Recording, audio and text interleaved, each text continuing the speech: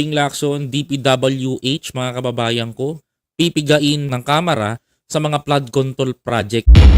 Hindi sang-ayon si Senator Panfilo Ping Lacson sa plano na investigasyon ng Kamara. Itinutulak ni Ping Lacson na magkaroon ng independent na pag-audit. Hindi nyo malaman mga kapatid, ito papaliwanag ko sa inyo ha.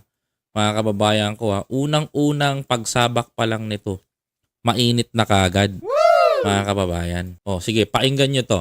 Babasahin ko sa inyo mga kababayan ko ha. Ito mga kababayan ko, galing ito sa isang tabloid.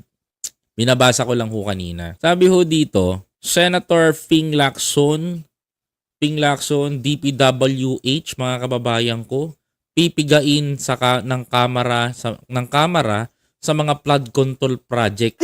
Naku po. Mga kababayan, ito yan. At latest ito nabasa natin. Sabi dito mga kapatid, unahin ko lang para mas makita ninyo.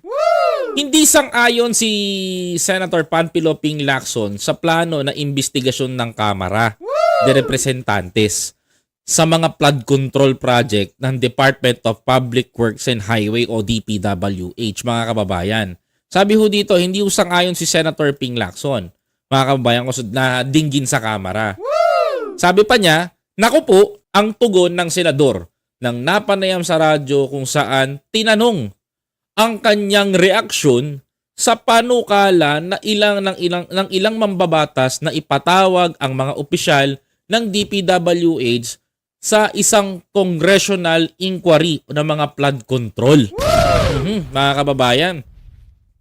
Ito na, mga kababayan ko. Sabi pa dito, itinutulak ni Ping Lacson na magkaroon ng independent na pag-audit sa pag-iimbestiga ng mga flood control, mga kababayan ko, ng mga flood control project, lalo na sa paghahanda, lalo na aniya na tumulong dito ang publiko.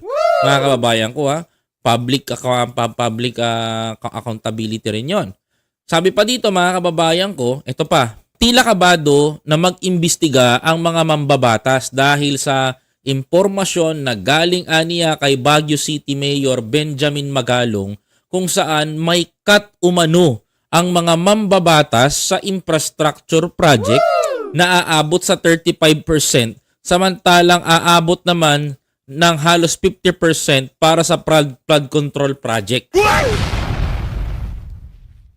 Napansin nyo to mga kababayan ko the last time, ito yung tinapik ko.